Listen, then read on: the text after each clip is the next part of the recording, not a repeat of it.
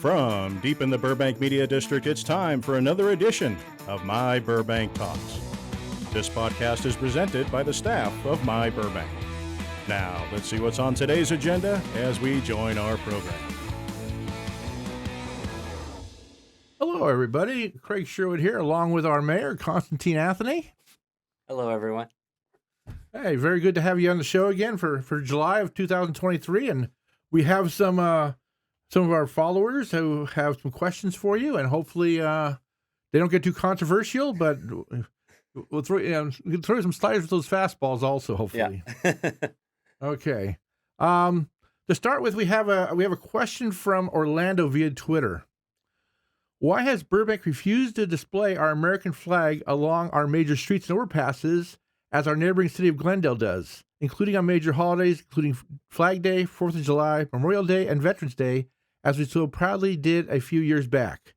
I think he's referencing that, why do you refuse? And I don't think you refuse to do that. I don't think that's part of the discussion. Yeah, so there's nothing to refuse. Right now in our city code, we don't have any ordinances or regulations for flags other than what's on top of city buildings. I personally can't remember the last time we did that style of dressing up the streets. Well, I think they're talking about maybe like the Olive Overpass. They have the Starlight Bowl things and things like that. Some of those banners they have like on Olive and stuff. Sure. I think at one time we did have some on there years back. And I think that's a separate thing. We do advertising here and there, but we have nothing specific, not to my recollection, about holidays, 4th of July, Memorial Days kind of stuff. We are looking at changing our flag policy. We wanted to see, I know there was a discussion about putting up the pride flag on top of City Hall during June.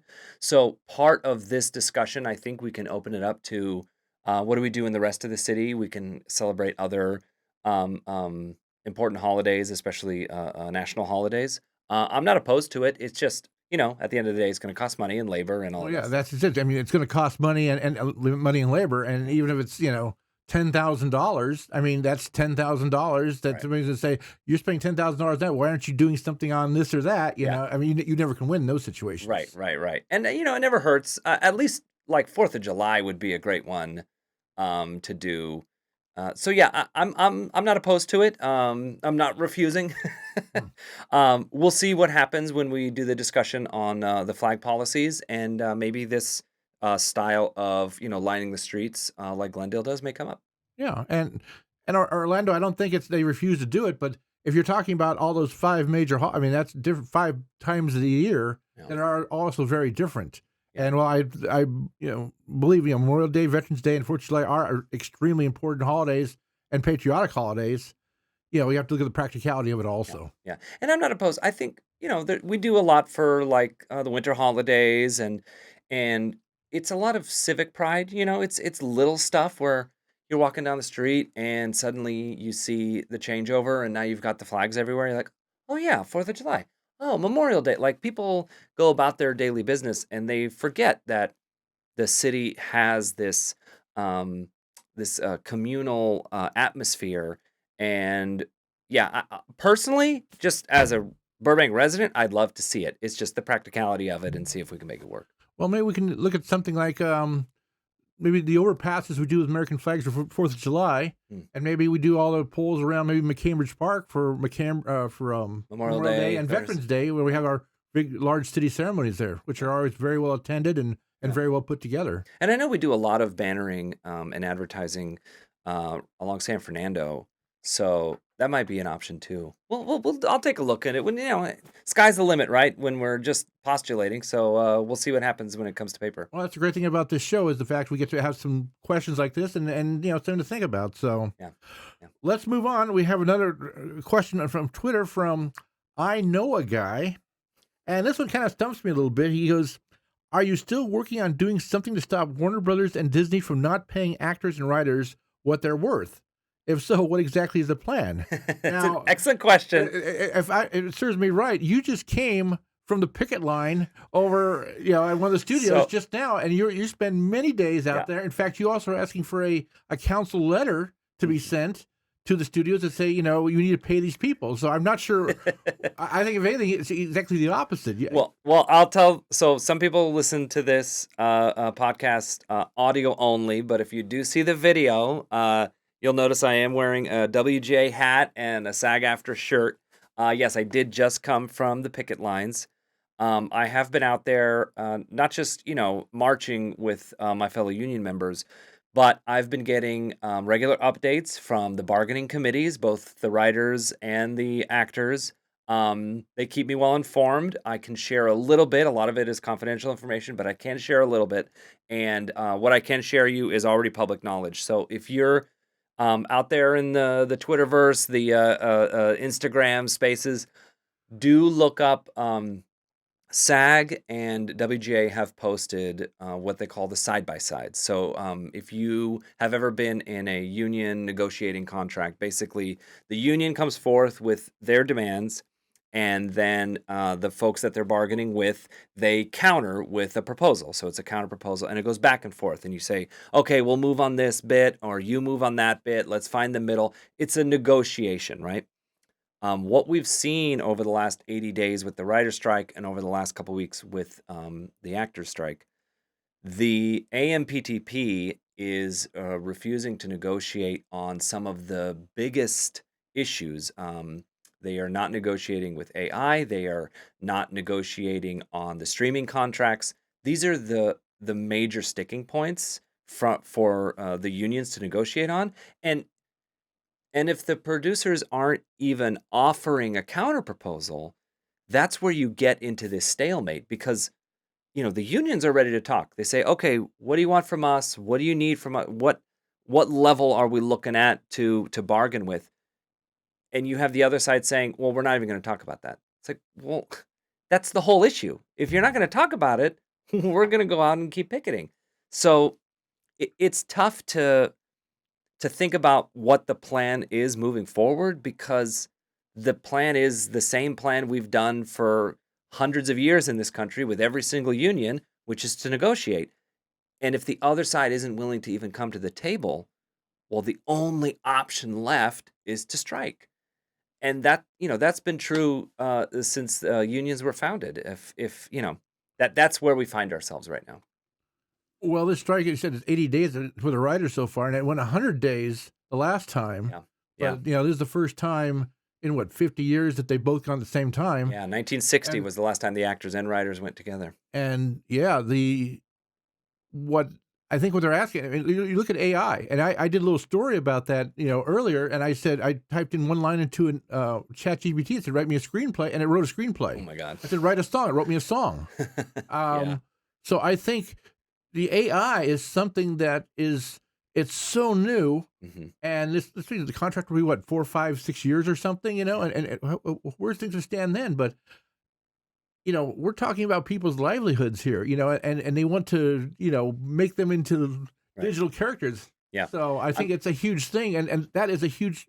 They've got to stay out for that. The last contract that was negotiated, there was no ChatGPT.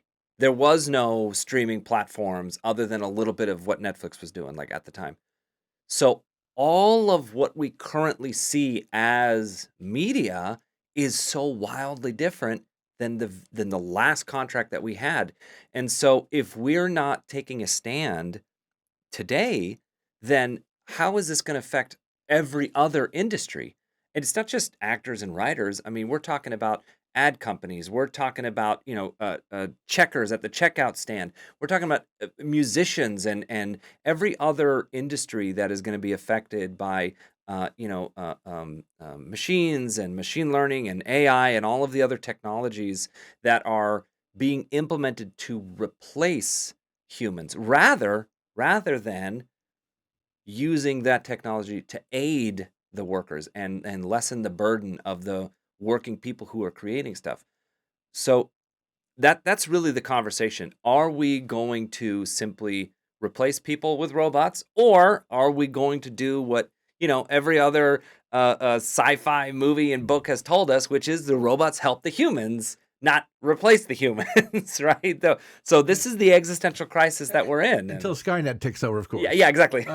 And okay, so taking off your SAG hat, putting your mayor's hat for a second, what is this doing to our city as far as economic? I mean, we're talking a lot of restaurants are way down in business, and you have your prop houses, you've got your editing bays, your post production, you got all those different facets of what's going on, and they're all taking a hit now, and we got maybe people going to start getting laid off or can't pay their bills. So how's that on the city of Burbank side? I call this the secondary entertainment economy in Burbank. We know that so many of the small businesses in Burbank, the dry cleaners, the coffee shops, the restaurants, the daycare centers, the nail salons, the tailors and alteration shop, all of them, they are servicing the folks who work at the studios. The vast majority of their dollars coming into that secondary economy is from the pockets of the workers and the employees of these big media companies. So when we don't have people coming into work, when we don't have people earning a paycheck, all of that secondary economy is taking a hit as well. But I think something that has drastically changed from the last strike. So I joined SAG in 06 and I was out there picketing in 07, 08. I don't think people understood 15 years ago that when you pay the workers in those industries more money, and it doesn't have to be a lot more money, it's just a little extra pocket money, put some food on the table, pay for your rent. If there's a little bit of extra money in their pocket, they're going to spend it locally. They spend it at the restaurants. They spend it at the coffee shops. We do better as a local economy when the studios pay the workers better. Counter to that, if we continue as the way we've been going, where executive pay, CEOs, they get the vast majority of the increases, those folks don't live here. They're not in Burbank. They're not buying coffee down the street. I haven't seen Bob Iger walking down the street lately. Yeah. No. David Zaslav is not getting his suit tailored on Glen Oaks. So they're spending their money elsewhere. And so I try to just explain it to folks that that's really what we're fighting for. We're fighting for the local economy, for the local employees. And I'm pretty sure that is the message that has resonated with people. Because if you look around, there's so much more solidarity now from the local mom and pops in Burbank than there was 15 years ago. I mean, how many restaurants are giving discounts to SAG and WGA members? Like, show your union card. Come in. I know Tequila's in Burbank is doing a 15% off. If you got a WGA card or SAG after card, walk in. They'll give you a discount. They're already hurting for money, but they know that the writers and the actors are out of work as well, so they're hurting even more. So that kind of solidarity is huge. I am not being paid by Tequilas. You know what? They are one of our sponsors. Oh, okay, well they're great. No, they absolutely are. In fact, the quality of their food's outstanding, and I recommend everybody goes to Tequilas anyway. Just absolutely, they have a great little back patio. Yes, which once again is a product of our pandemic, and then the city decided, hey, we'll let you guys continue to do that, and good decisions. But absolutely. But yeah, they are hurt. I mean, they are hurting. Their business is down, and we talked to a couple of our restaurants, sponsors, and they all are. They're all down right now. So, I worry about the people who also depend on the studios who don't have union cards because they don't get those discounts.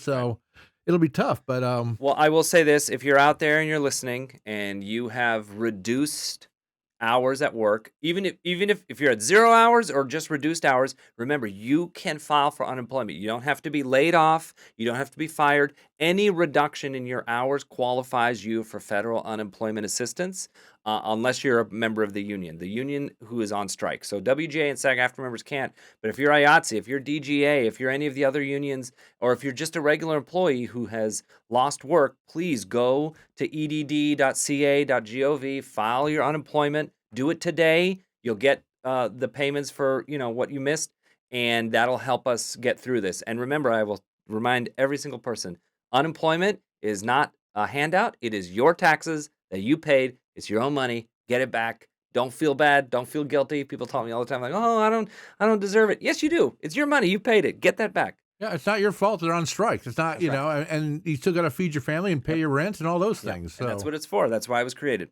Absolutely. Well, I got a feeling this is going to go on for a while, and it's going to be they're talking now, maybe November, December before they just start to, to do it, I'm negotiate, which I really hope not because I'm hoping. I predict personally, 2 more weeks.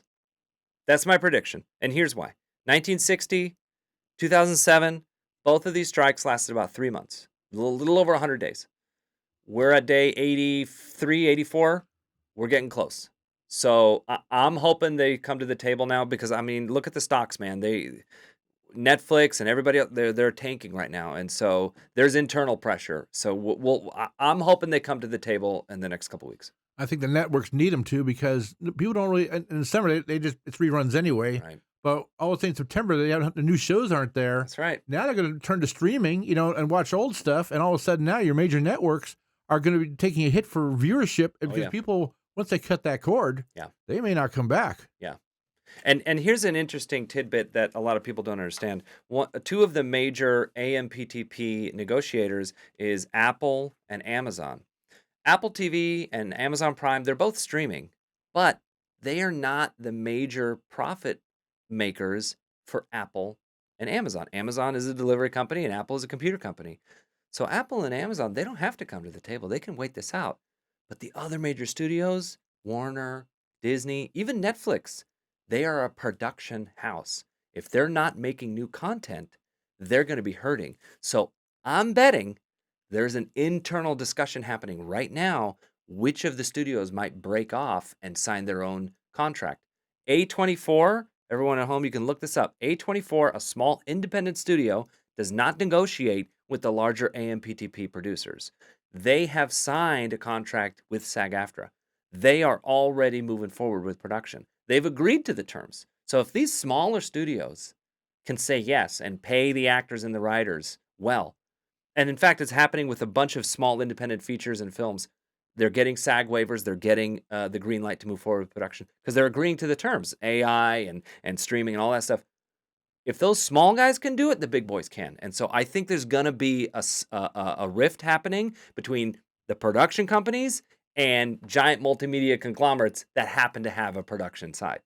I heard Fran Drescher one time just say, we have these meetings and we don't talk to the studio people. We talk to 6 lawyers. That's it. So, Exactly. but these people need to get this solved because medical benefits are provided based on how much money you make in a year. Yeah. And so when they're not working, they're not going to have their medical benefits. So that's why this whole thing's so important for so many reasons. It's a huge complex issue, and Burbank, as media capital of the world, is really, we're stuck in the middle of it. Yeah. And the vast majority of the folks who are on strike, they don't make that much money.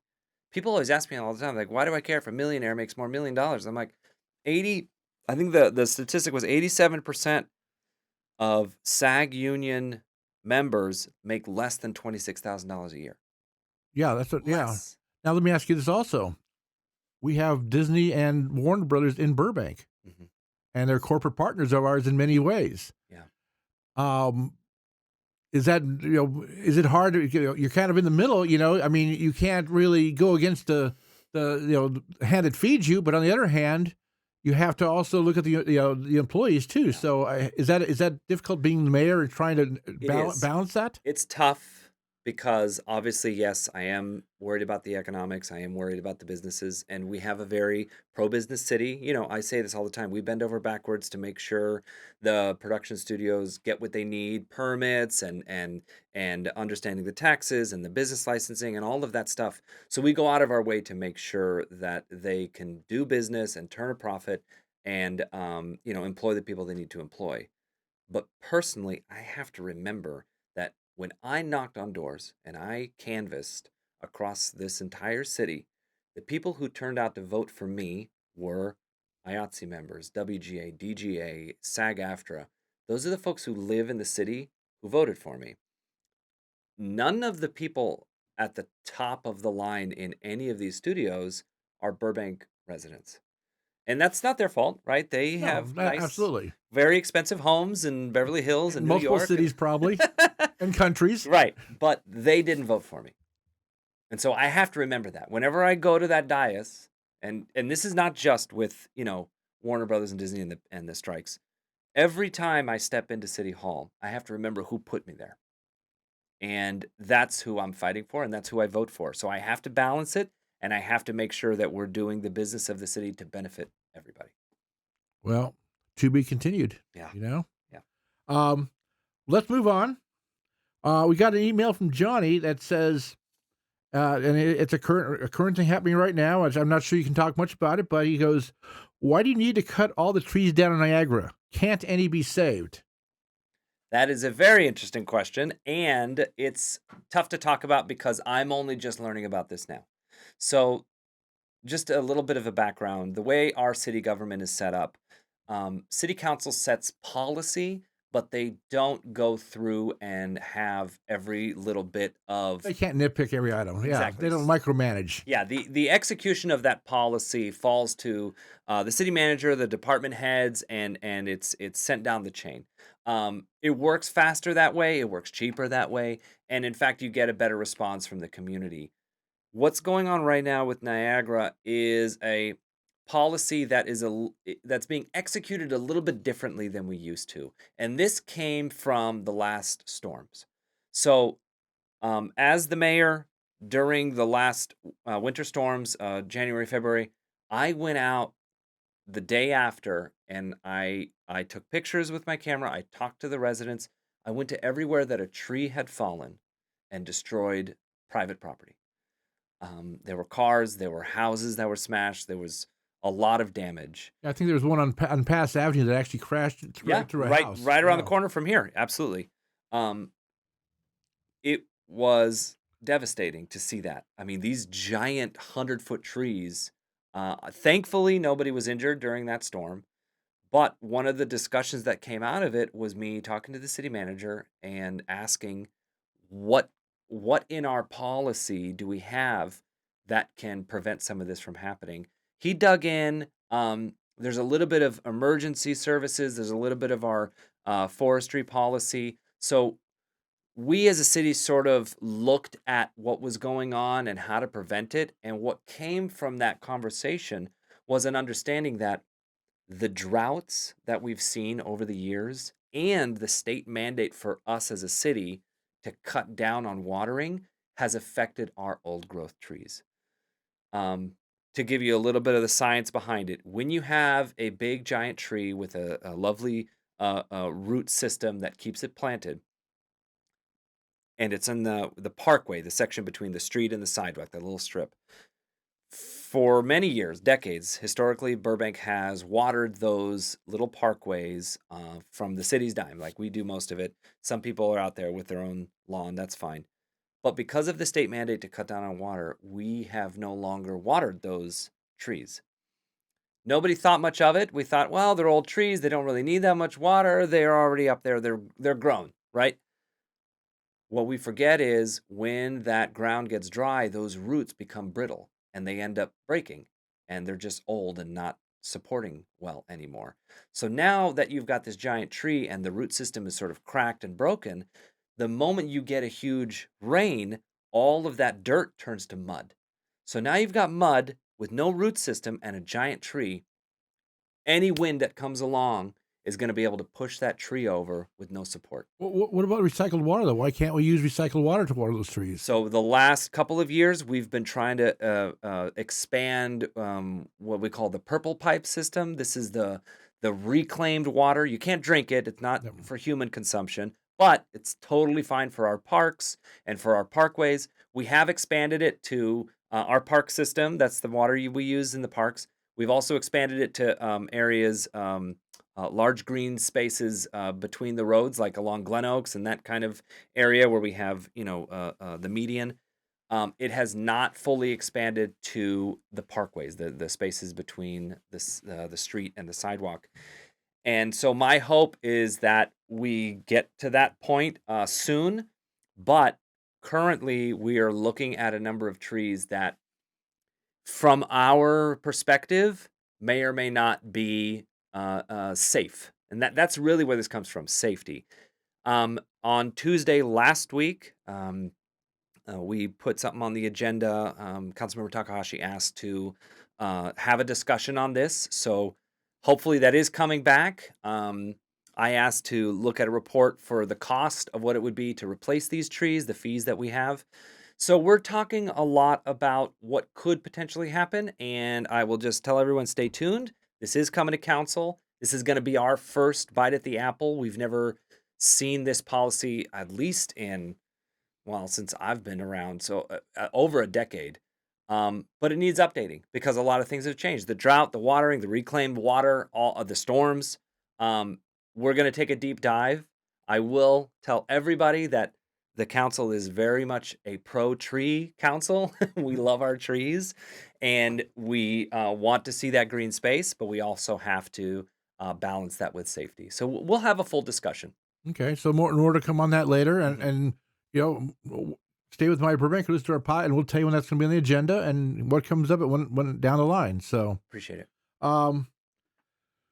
we have our last question is from Monica through email, and it's kind of once again one of those slippery slopes because it's not a lot that really the city can do. But she wants to know, what can the city do to help the school district? We have with the budgeting, with their money situation, with their in all honesty, even campus security, and I know you took a tour recently with the acting superintendent, and you right. through Burbank High School, and you looked at security and cameras. Yeah. So what can the city do? Because you can't use tax money from citizens and give. Oh, here's money. So Right. what can the city do, and what would you like to see happen? So the vice mayor, myself, we went and met with the president of the school board and the vice president of the school board and the superintendent. We did a full tour of Burbank High School, specifically because they were having some issues with some trespassing that they were looking at,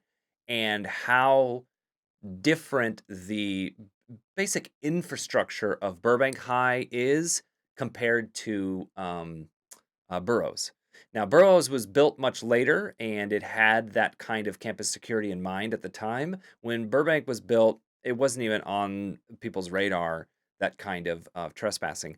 So they're looking at options to reinforce the infrastructure, make it a safer place. And the city is looking at what we can do to help, because when we are talking about safety and when we're talking about infrastructure, there is a little bit more that the school can do, that the city can do Right. to help the school. We really can't do much with, teacher pay or any of the curriculum. That's really, that's the conversation between the school district and the state. So that's a little bit more tough. But anything we can do to, fast track permits for construction, looking at maybe even partnering with them with some grants to help build that infrastructure, that is very much a city partnership, and we're looking to assist them on that end. But at the end of the day, just knowing that there is support from the city council on all of the stuff that they're moving forward, there's a helpful partnership. I know years ago there was sort of a animosity between the school district and the city council. I don't know where that started. I don't know about all the, they said and this and that. Um, Personally, I have seen a huge growth in that communication. The elected officials at the school board and the city council know each other. We're longtime friends. We're all in the same spaces together. We have constant contact, and I think there's a friendship that has grown over the years, so that we are working much more closely together than probably ever. Yeah, and I think it's something that has to be done now. Well, I wish the city could at least donate a new camera to their school board meetings. They would meet at their. I mean, that's got to be one of the worst cameras. I obviously, if somebody were to steal that whole room, you'd never know it on that camera. It's absolutely ridiculous. Well, they do a lot of their meetings at the at City Hall now, Right. so that's been helpful to them. Well, every once in a while, they have to that. Yeah, they go back to the Yeah. district, and It's a mess. Yeah. Okay, now I have a question for you from myself here, hmm and got to be one of your favorite subjects, and the hot topic of the world right now, which is called SB 35. Oh yeah. Now Thursday, you guys are having a Zoom meeting, and it's only for an hour and 15 minutes, I think, or an hour and a half. but there is a Zoom meeting on Thursday, and you can check the city website to get the information to join the Zoom. But they're going to discuss multiple projects, and these are mostly on Empire at 2814 Empire, which is going to be 148 units. The 3000 block of Empire, which is going to be 337 units, and at 3001 Empire, which is going to be 131 units. Mm-hmm. So my question is this. How much longer are we going to be in SB 35? Where are we at? What percentage of housing do we still have to come up with? Yeah. And number two, infrastructure. Now, you're going to add 600 units, and we're not talking about the old Fry site. Okay. Not yet. No, not yet. And now they're building, of course, at 777 Front, Mm-hmm. and it's coming along, very well. But especially in the Empire area, we're talking about sewer systems, and here's the big thing: Trash, power, police and fire. police, fire, all You know, of it. I mean, Schools. Yep. And schools. So, SB 35 has been not a good thing for us in this district, in the city, and there's nothing we can do about it. We're stuck, and there's nothing you can do as a council about it. You just have to basically go through the process and okay the projects if they meet the legal requirements. Yeah, it is state law, so we can't really undo it. So what? There has been talk. Right. So where are we at on this? Where are we Right. at on So- SB 35? so How far do we have basically, to go? yeah, basically, if you're just tuning in to all of this state housing stuff, the housing department of California has asked every municipality to hit a target number of new units for construction. Basically, they looked at the affordable housing crisis and said, well, the only way we're really going to get out of this is to meet the demand with supply. So we have what's called the Regional Housing Numbers Allocation, RHNA, RHNA. And every city has a number that they need to target by the next couple of years. Ours is in the couple of thousand units. We need a lot. If a city is not meeting their RHNA numbers, and we haven't met it yet, they are subject to a number of state bills. The one that's being talked about the most right now is SB 35. So until we build enough units to meet our regional housing needs allocation, we will always be subject to SB 35. There's some discussion with some of our state representatives. I know I've had a conversation with our newest state senator, Caroline Menjivar, and she's looking into it, and a couple of other state reps up and down the state are trying to find ways to sort of get some exemptions for SB 35. Exemptions like if you have the target number and they're not built yet, but the permit is pulled and the construction is starting, maybe that allows you to exempt, right? Because it's coming, right? You've said yes, versus waiting till the end of the construction cycle. So if you've permitted it and you've approved it, like that could get you out. We're looking at some exemptions like that. I know there's a discussion to have equestrian neighborhoods be exempt from SB 35, which I'm fully in support. I think building high density units where there's horses. Well, I think that's a situation where they had a project going to the 901 South Mariposa, Mm-hmm. and it was a small little office project. Right. And the neighbors all rose up, as the equestrian neighbors always do. That's a very, do not get those people upset with you. Ask Whole Foods, but so the developer said, okay, well, you don't want that, and you're going to give us problems. We're going to make an SB 35 project, and now you can't do anything about it. So now the neighbors are up in arms, but now there's nothing whatsoever the city can do. I can't even talk about it. Yeah, you can't even talk about it. That's the problem that they have now, is that the developer made an SB 35 project, so they don't have to worry about the permit process. Yes, and I can't even comment on that. Yeah, absolutely. Yes, because it's SB 35. And there are legal reasons probably too, Yeah. so. Yeah.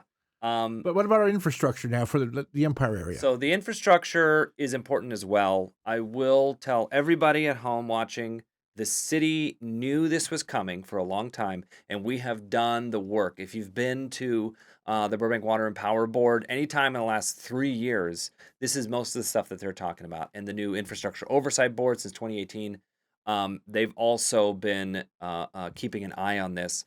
We're looking at expanding our water reclamation, the purple pipes, like I said. We're looking at our power. We are, signing that the new contract with the Intermountain Power Plant coming out of Utah, so that we have the power generation that we need. Cutting down on all of the things that use up power, changing the way we, build the city. We're going more green, more energy efficient. All of this stuff, gives us extra space. Even the landfill, right? We started working a couple years ago to revitalize our landfill. We bought ourselves, I think, an extra 100 years on that landfill. So as more people come in, we can deal with their trash. So every little bit of this, we're not being reactive at the city. We're being proactive. We know that the units are going to get built. We know that people are coming in. And with that growth is going to come a lot of problems. So all of the stuff we can do to shore up the support and the infrastructure around that, even the jobs. We just signed a new contract with the fire department. They're very pleased with that. Very happy. Very happy. And so we're looking at all the other city departments, and hopefully moving forward with the rest of that as well is going to give us the labor and the infrastructure we need to, really take care of people. Let's hope the next one we have is 7 stories and 7 parking spaces. Yeah. Let's hope that the other ones don't come in with that same thing. Because the bus stop to me is not a major transit hub in the area. So yeah, that's another discussion. Yeah, we've got to look at that too. There's a lot more to it. It's a huge issue. Okay. My last question is, we have this situation that could change the look and feel of our city for generations. And we're talking about election districts, running election districts instead of running an at-large system like we have now, which has worked fine from day one. Yeah. My thing is, why we're not getting participation from, we're really not. I mean, okay, Teresa Niagara, all of a sudden you have 50 people show up at City Hall and demand answers. Why do we not have any kind of, why are people getting riled up about what's going on here, especially what I consider a shakedown? Yeah, I want to say, change things. I think the issue is that a lot of people don't understand what's happening with districts. When you say the city is cutting down trees, you absolutely know what's happening. When you say a developer is building this project, they give you a picture of it and you know what's happening. This idea of going from at-large to districts, the conception of it is hard for people to track, because they're like, well, do I still get to vote? Well, yes, but for who? Well, that changes. And they go, well, why? It's like a whole conversation. So just to give a little bit of background, the city of Burbank, historically, every 2 years, either 3 council members or 2 council members are up for re-election. And the whole city votes on all 3 or all 2, and the top vote getters win the seat. That there's a couple of problems with that, and the most glaringly is that somebody could win the seat without a majority vote. It didn't used to happen when we did primaries and runoffs, right? But now that we've moved to a general election, well, we've also had presidents nominated without getting the popular vote, either. So all right, you're gonna get me in trouble. No comment. No comment. And so it's sort of a weird, very granular thing where we were sued by somebody. We were given a letter of intent to sue. We weren't actually sued. A letter of intent to file a lawsuit saying, hey, the city of Burbank needs to go to districts versus at large because you are disenfranchising a certain population from voting. And if you don't do districts, we're going to sue you, or you can settle with us out of court for $30,000 right now. Like, that right there makes me very uncomfortable. Does the word shakedown mean anything? Yeah, well, I can't give my opinion on that because, again, No, there's and threat of a once, lawsuit. and once again, the city now has to do due diligence to get to a point, and the options, and down the line, you guys will vote to say Yeah. we're going to do this and we're not going to do this, because it's not a foregone conclusion. Right. So far, nobody said this is going to happen. This Yeah. is, let's get the information, let's try to figure it out. Yeah. But I think trying to come up with a Hispanic district is an impossibility in this city, because I think it's a good mix all throughout the city. Yeah. And we've had Hispanic council members, so it's Yeah. not like they're not being elected. So for those of you listening at home, what Craig is talking about, part of the lawsuit was that in a number of recent elections, the city of Burbank has disenfranchised the Latino voting population, where, if you could crunch some numbers in a certain way, you could pick one of the candidates that people would say would be the Latino favored candidate who did not win in that election. And so because of that reason, you need to divvy up the city into districts so that at least one district has Latino representation in enough numbers to sway the vote. The problem is the way Burbank is set up, we don't have little sections of. We're too small of a city to start with. Yeah, there's no way for us to divide the city up so that there's a majority Latino vote in a single district, unless we were to gerrymander a really,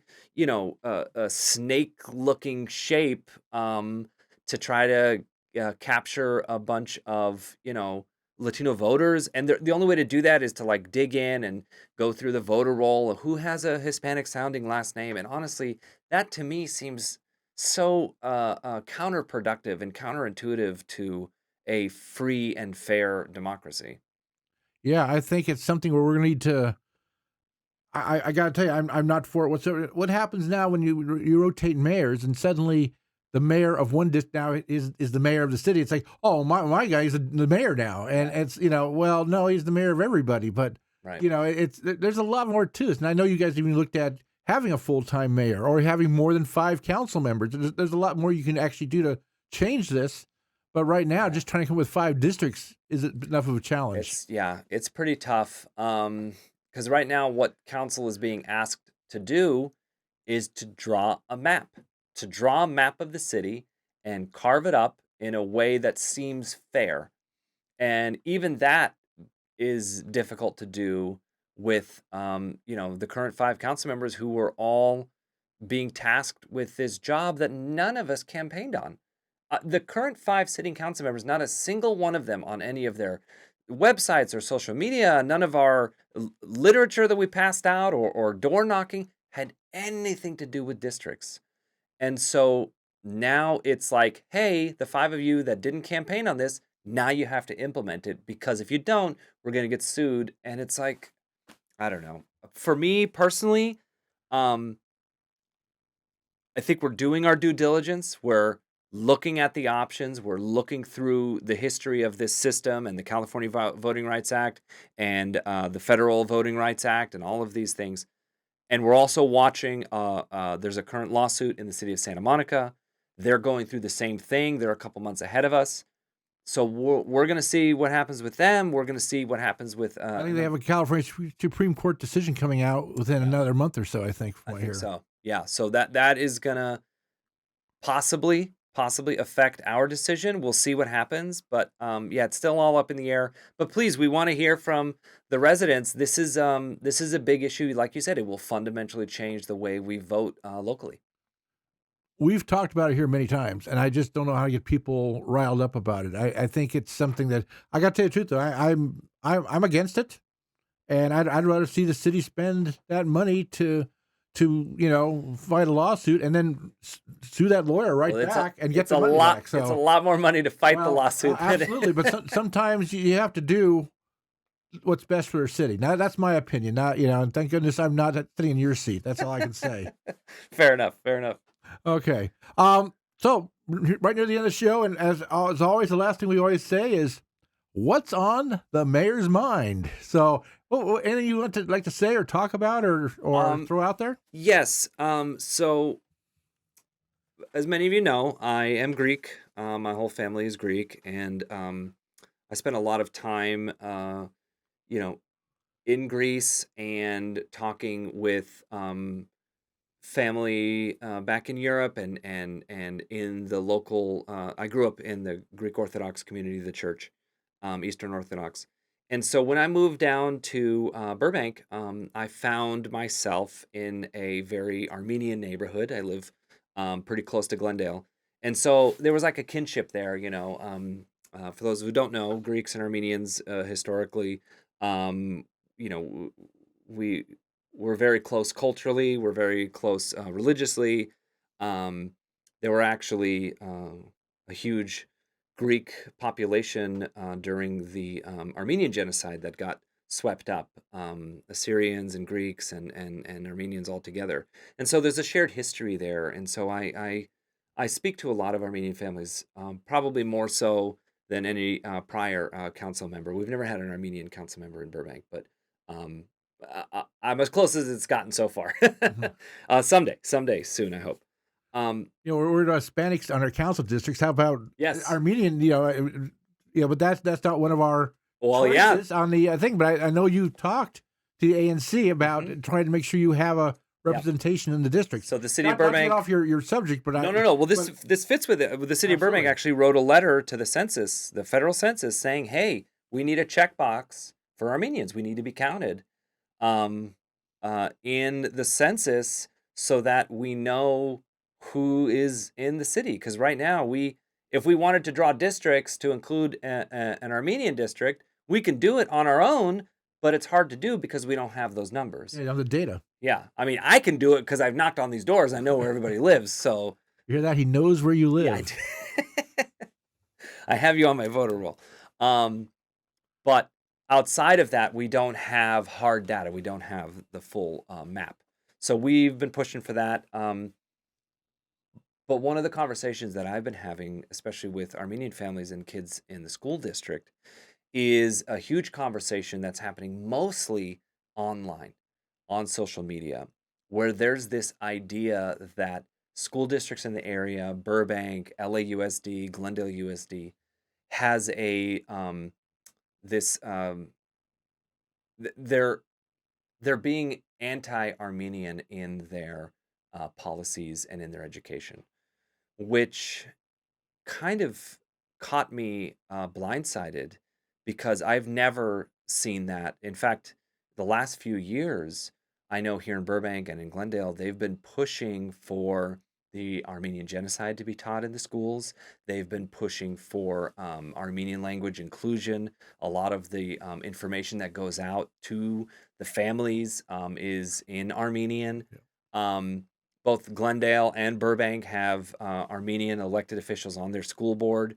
So there's a weird disconnect between what is actually happening on the ground versus all of this new sort of propaganda that's coming out on Instagram and Twitter and Facebook, where I don't know where it started, but there's a conversation happening that says the district is not supporting Armenian families. And I've spent a lot of time the last few years talking to families in the district. And in fact, one of the things I do separate from being a mayor, um, I have worked in disability rights for many years, and my son has an IEP, which is the integrated education plan. If you have special needs in a school district, I sit with families when they do their IEPs because I've been through the process. I will have people call me and say, "Hey, Constantine, can you come to my IEP? I need somebody to sit with me and talk to the teacher, talk to the advocate, and figure out what's going on. And because you've been through the process, I'd like you in the room." And so I do this, and I do it many times with people who don't speak English as their first language. So it's mostly Hispanic and Armenian families that I sit with because I'm able to say, "Okay, we're actually going to go with this. We're actually going to do this." You have a very limited time when you're in the Right. IEP process. So I spend time beforehand going through with the families what they need and what they require. And that way I'm able to help with You the have enough on process. your plate, by the way. So, I but know. no, but you're right. It could be intimidating Yeah. to somebody who's not been through it, and they don't ask the right questions. Right. And they may not know that the answer they're getting is actually good or bad, like, and maneuvering that. So I spent a lot of time talking with individuals who have kids in Burbank Unified, in Glendale Unified, in LA Unified. This new premise that somehow we've changed in the last year, or what they say post-pandemic, so in the last year and a half, 2 years, that it's now become hate speech towards Armenians. That I don't see that. I don't believe it. I've watched the curriculum. I have a kid in the school district. I talk to families, and the only people I see talking about it happen to be online who don't actually have kids in the district. And it started to spread to folks who are in the cities who are looking to maybe get their kids in the school district, or maybe they're moving from elementary school to middle school. And they're reaching out to me. They're like messaging me and calling me, and they're saying, Constantine, what's going on? Is this true? And I'm like, no, calm down. Here's what's actually happening.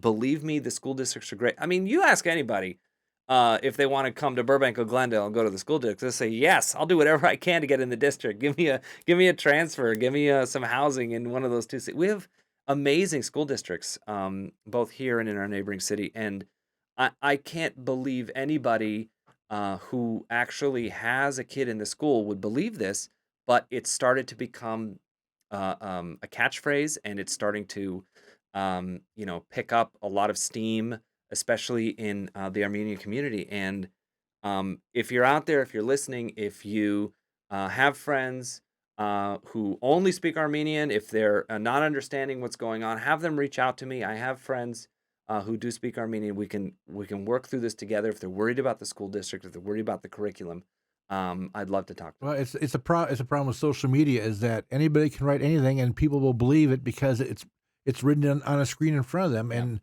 it's something we have to fight all the time, and the comments and the things. It's I don't know where it's going to go now. Yeah, I will say one of my favorite memes on the internet.